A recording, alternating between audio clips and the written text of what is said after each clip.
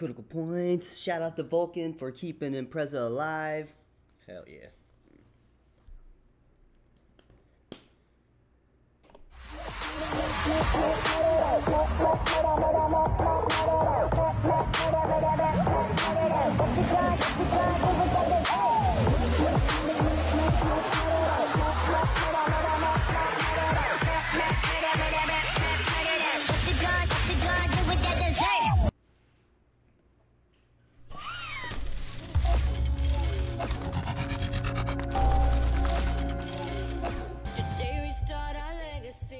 What's up, everyone? Welcome back to another episode of Critical Points. As usual, I'm your host, Legacy, and to my right, What's going on? I'm Media.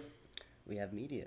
Hey, And Media. hey, what's up, guys? down. Welcome to the show. A lot of things to talk about. I feel like I say that every time. Yeah. But we But do there have a usually lot. is. We have a lot of things to talk about today. So, as you guys just saw, welcome Space Station Gaming to Critical Ops and the community. Let's start with that first. What do you think that means for the game, the comp scene, and I guess specifically the NA community? Honestly, it means a lot. It's a big org coming in. That means bigger sponsorships, hopefully bigger orgs as well. Bigger viewership Yep. for the game. They're going to bring all their viewers from their communities into the game as well. So that's going to be good. Obviously, more competition for everyone. Yeah. People love to see more competition, not the same teams coming in over and over playing. It's going to be interesting to see what happens from here on out. No, I agree with you 100% on that. It's a great thing for the Critical Ops scene, and I mean they are definitely a pretty big name. I'd say mid tier as far as orgs go, and you know they're owned by Tanner Fox is one of the owners, huge content creator on YouTube, and they're going to be bringing a lot to the scene. You know, obviously contracts, showing support for their players, and then also, you know, tools, and jerseys, cool things like that. I'm sure they're gonna have some pretty cool merch coming out. Let's talk about Space Station and who the actual roster is. So here, as you can see, the managers are God and Breezy, and then your starting five are Cam, Akjon, Alpha, Evolve, and Spectre, and the subs being Obserps and Toast, and then the reserve being God. So let's talk about that roster here. A lot of big names and a lot of talent. So do you think that shakes up the not only the NA scene but the actual overall comp scene? Oh, definitely. Whenever you have more competition coming in, it's going to be hard and tough to see what happens. Because right now the number one team's Gangstars, but everyone thinks Space Station might take them out this next Valiance. It's going to be interesting to see what happens. I mean, they're going up against IFL first, though, and that's going to be interesting. I don't know if IFL's ready or if Space Station's going to be ready for it. Yeah, I mean, we'll see. Like you said, Gangstars is, until proven otherwise, number one. Not only in NA, but also the world. They're number one in the world right now. I mean, they had a proven track record for the last year now. So they've been on a tear. I think that roster is very talented. Lots of talented players.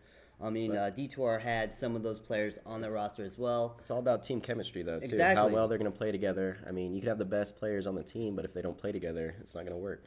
And I mean, some of the players have played together on past teams before, and I think what it's going to be initially is building that team chemistry, learning how to play with each other, what each other's strengths and weaknesses are. And, you know, maybe the first one, ESL's coming up next week. You know, do you think they're going to come out and straight win that? It's too tough to see right now, I think, personally. I think they have a lot to prove right now as one of the biggest orgs coming in the game, and ESL's a big tournament. Yeah. Like, I mean, ESL's a huge they got a lot name on the line in, right in now. the gaming world. We'll Now, see what happens. do you think that since now they've signed their contracts, you know, they're playing under Space, does that add added pressure for these players? You know, Cam's been on teams previously that were being vetted by orgs. Like, does that change, like, the amount of, like, all right, now they have to win, or do you think that, you know, it's just gonna take time, and as their time goes, and once they win, then it's fine? Or do they need to have that immediate win?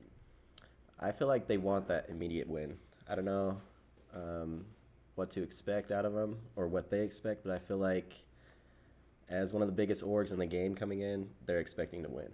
Yeah, just I come in mean, strong and just exactly. dominate. From like I guess from an outside business perspective, the org, obviously is investing money and their own time and resources into this team.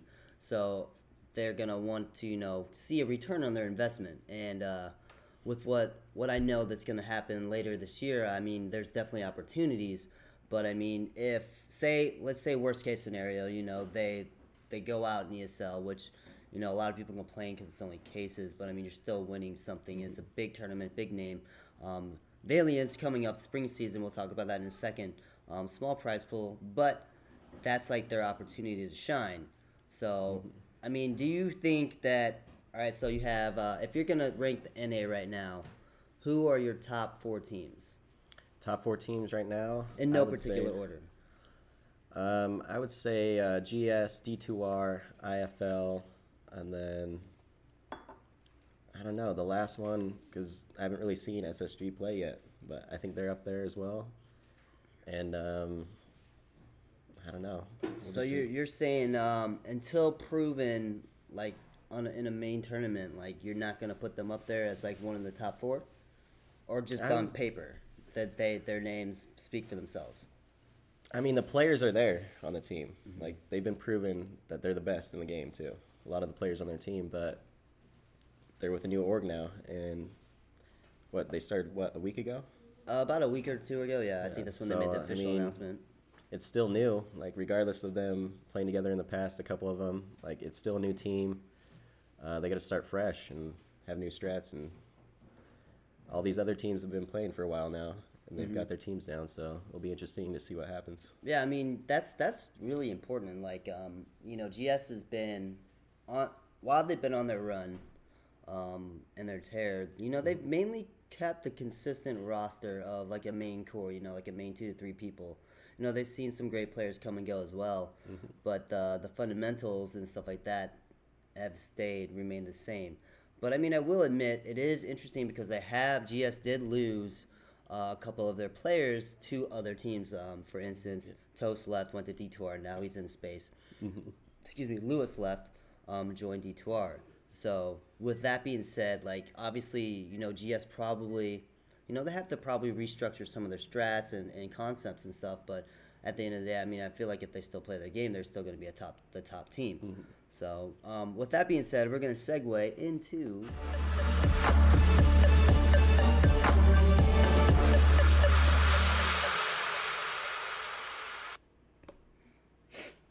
so the Critical Ops Spring Invitational from Valiance is very interesting to me because originally, if you were watching the streams for the winter season, they said no spring season. No spring season, and it was going to be the LAN. So everyone got excited for this LAN event, and they want to know who's going to this LAN. And then out of nowhere, Space comes into this community, and Valiance is like, hey, we're going to do a spring tournament. It's a quick one. There's no qualifiers, no ladder. It's just they invited basically 4 teams from each region. And how they're doing that is so you have the Americas, so North America and South America, and then you have Eurasia, which is Europe and Asia. And what they did was they invited, I believe, the winners from each region, plus CF and Valiance also invited other teams for each region. So looking at this right now, in the South American region, you have Battalion, which was formerly Nerds in Arms. Great team there. Congrats to them by being picked up. Yep. Insanity Killers and Never Believe. Shout out to our friend Dizkill. Oh, yeah. In North America, we have Gangstars, D2R, IFL, and now Space Station GG. What do you think is going to happen during this tournament for North America? I mean, North America is, in my opinion, now is the toughest bracket. It's the hardest one to say because, I mean, you flip any of those teams around. So you put IFL versus GS, you have a classic. And you put D2R versus Space, you have a classic. Like, these are intense matches. These matches are like finals matches that you would want to see. And it's tough to say. The first round is a best of 1. So it's do or die. And then it goes into the best of 3, best of 3, best of 5. So what it's doing is pretty cool. It's like, all right, so you'll have the finalists from the Americas, which could be a team from South America. Like, there's no guarantee that the NA team's going to win. And vice versa with Europe and Asia as well. So I think personally it's gonna be, I don't know, man. It's the roster of Space Station is insane, in my opinion. But so are all the other rosters. IFL, Vitaly went back to IFL to help them, even though Carnage went to GS. He's on trials. So D2R picked up members. So it's gonna be tough, man. And it's one of those things that when you have a best of one situation, in my opinion, anything can happen. The best of threes and the best of fives really, to me, show like, all right, which team's kind of better at this point, because you're banning maps for a reason. You're playing the maps that you're better on. You're using your strategies. You're switching the roles around, and you're using your utility to gain that advantage based off the knowledge of the other team. I agree. Best out of 3 and best out of 5 is where you really know who's the best in the game. Well, I mean, technically, it depends on your map too. A LAN shows who's the best. That's true. Yeah. But if I had to guess, South America, I'm gonna just say Battalion wins out that region. And it's nothing against the other teams, but I mean, that team is a very strong team. They've been around for a long time. They know what they're doing. North America, very, very tough decision, and it's honestly right now I feel like it's up in the air. Like it's very up in the air. Let's talk about why it's up in the air. D2R and IFL right now are playing the underdog role, so they basically they have nothing to lose. GS returning champs, they have pressure on them. Space Station has a lot of pressure on them. So, I mean, I'm not going to make any predictions about what I think is going to be the winner there, because it's just too tough to tell, and lots of rosters were moved around and switched, like we had mentioned, and it's just, I don't know. I think in theory everyone's going to say it's going to be GS versus Space. That's what everyone wants to see. They want to see the number one team versus the new hype team coming into the game. And as a fan, I think that would be great too, because you got the best versus what other people think are the best. If you guys read the article, God said basically that's the team that's going to overthrow GS. And whether it's now or later down the line, who knows? People are saying that Space is going to be the next Team Phoenix, and I disagree with that. And this is why I don't like it when people throw out, oh, they're going to be the next Team Phoenix.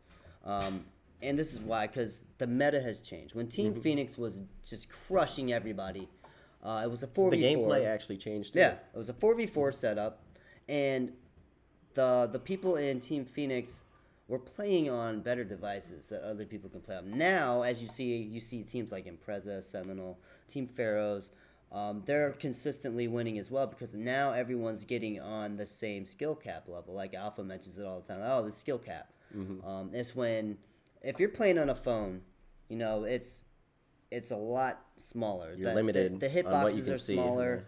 You can't see as much. When you got a tablet that's literally this big, you have your crosshairs are way bigger. Everything. Yeah, everything. I'm not saying it's easier, but you definitely have an advantage. Like if you got someone at a head glitch peeking on a phone and your screen is this big, you're gonna barely see that. Whereas on a tablet, it's gonna be like this big, and you're gonna see that. And on your phone, your FPS is a little lower too. Yeah, it can be, exactly. The newer devices can run up to the 120. I believe the 6S is kind of like now that's outdated. So it's gonna be interesting, and I don't know if SSG will be the next Team Phoenix. And basically, all we can say is we just have to find out. They could lose ESL, and then win the spring season, the spring tournament invite, or they could win ESL and lose, vice versa. You never know. Anything can happen, just because especially in the best of one, you can have a bad day. We've seen it happen in professional. People have a bad day, because that best of one, you have to give it your best, or else you're going home. You're not going. And I saw. It all depends on who wants it more, really. Yeah, who definitely wants it more, and who's going to put in the practice, who's going to grind. And I saw some messages on Twitter about people that were kind of disconcerted and upset that maybe their team wasn't invited to play in the spring invitational, and it's nothing against them, but personally, it's up to the CF and Valiants. And if you're gonna go by standings, the team that was complaining about this was the last place. Yeah. So I mean, there's no reason for them. You got to prove yourself first.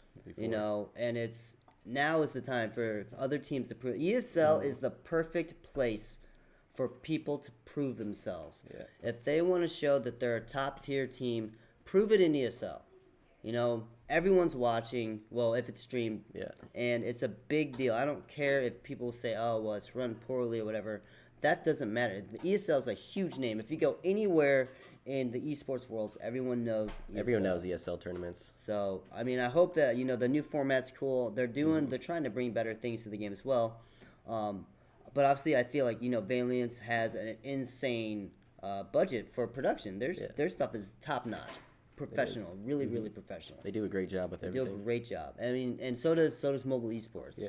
So, I mean, I think it's exciting to see where this game is going to come from, or is going to go from where it has came from.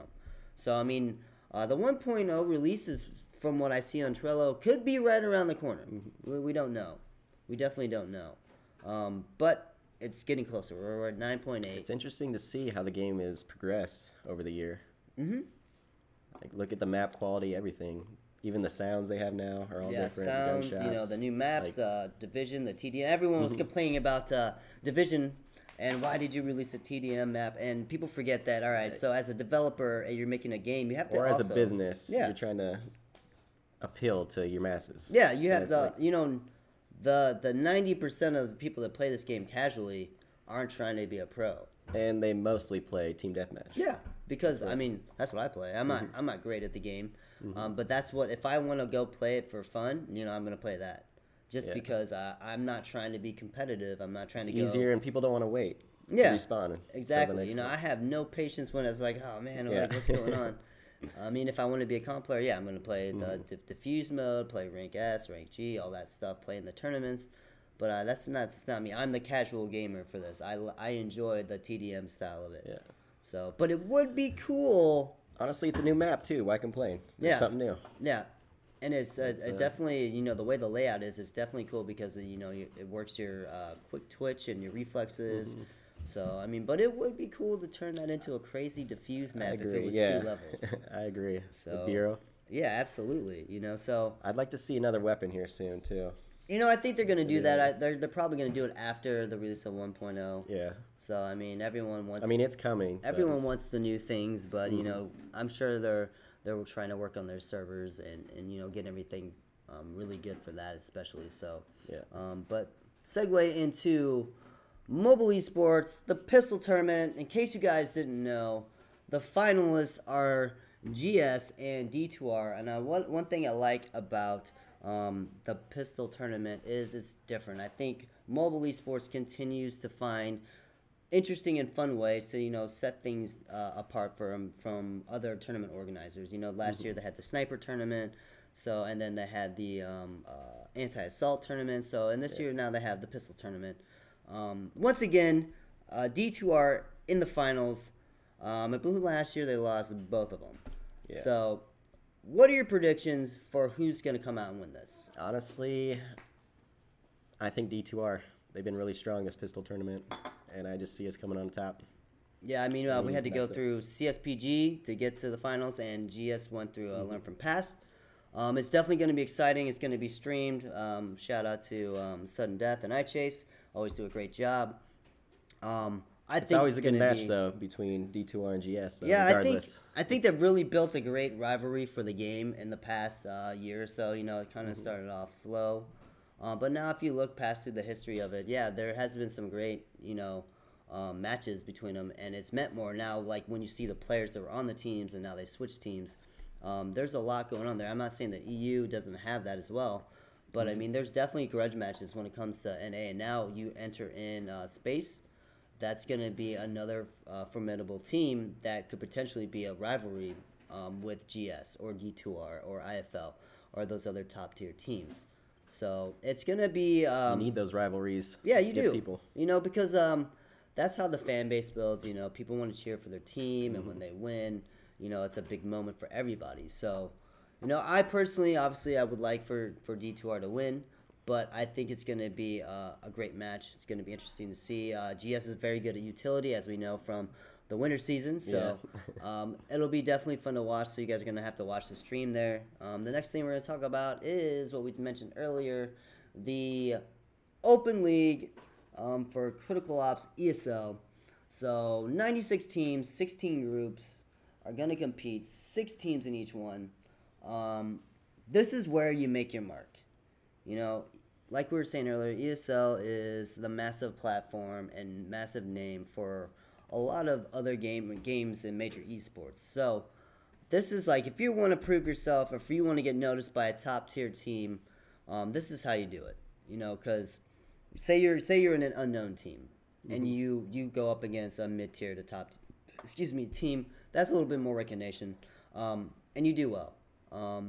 That other team's gonna notice you. So the thing I like about this is there's going to be a lot of teams signing up, new teams that we may not have heard of, and you know, obviously the first things that's going to come out is like, oh, this team beat this team, they shouldn't have won. It's going to be, oh, they're hacking. Yeah.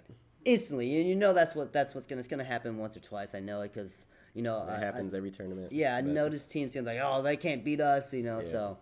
And people forget there's a lot more competition now too. Yeah, there's so many people that play this game now that you don't even know about that are gonna come in. There's gonna be up and coming players that no one's ever heard of. They've been waiting for this moment. Oh yeah, I can't wait for ESL or a new tournament, Mobileesports or Valiants to qualify so we can make our mark. So this is where you come in and you prove yourself. So for the the Infinity Forge, they just announced that they're looking for a new roster. In the group stages in Valiance. They didn't do as well as they thought. Team Pharaohs, I think now they've merged, or they were merged, or they were picked up. That's a chance for them to prove themselves, solidify themselves in that top tier. And then obviously Impreza as well. You know, Impreza, let's talk about Impreza. To me, they've been doing really well in ESL and the Valiance, and you know, they really got hurt by they had to take 2 losses, automatic forfeits, so that screwed their round balance and obviously their score. That really hurt their chances in the group stages. Now what they need to do, to me personally, is they need to rebound from that. They need to really put it together and prove themselves in this ESL. They have a lot to prove this time around too. Yeah. After all that going on. Yeah, they definitely have pressure on them. You know, it's being run by some of our friends in the past. So, and I think if they really want to prove themselves to be a top tier, they're going to have to, you know, place first, second, or like make it to the quarters or something like that. So, but yeah, any team that signs up for this, I believe that signups end on the 16th or the 15th or 16th, like that. You need to sign up and you need to prove yourself here. This is like the proving grounds, you know. It's an open. It's not a major. But yeah, like what I would qualify this as a proving ground to get to that major level. You know, lots of opportunity on the line here, and it's going to be good because we're going to see teams like GS playing it, and we're going to see Space in there. So for the NA community, it's exciting because it's kind of like a test and teaser for everyone that moved the rosters around, whether you're top tier or not top tier. And you just made changes for this. This is where you work things out. You know, you go in, you test new strats. You go in to see how the other teams are going to play you, and I mean, this is vital for those top teams, especially the 4 that are being invited. This is where you need to have your final team roster set and everything, get everything ready for this tournament. Yeah, because this tournament leads into the Valiants Spring Invitational. So if you're in the teams that got invited, this is where you work out your kinks. You know, and if you don't have it worked out now, you're definitely not going to have it worked out in a week and a half. Yeah. So it's definitely going to be interesting, and good luck to all the teams that are going to play in it. So, shout out to everyone. Good luck. Wish you guys the best. Yeah. We'll have hopefully we'll have some more interviews soon. And I apologize because we had some miscommunication, but there will be some more interviews coming soon.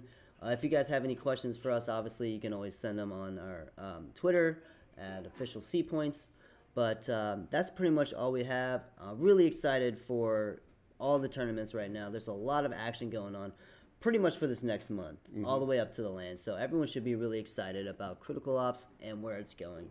So I guess that's it, man. I think that's it. Well, cheers, guys. Cheers, and thanks to everyone who watches and supports our show. We really appreciate it. It means a lot. Shout out to Frisky. Shout out to Frisky. All right. Peace. Peace.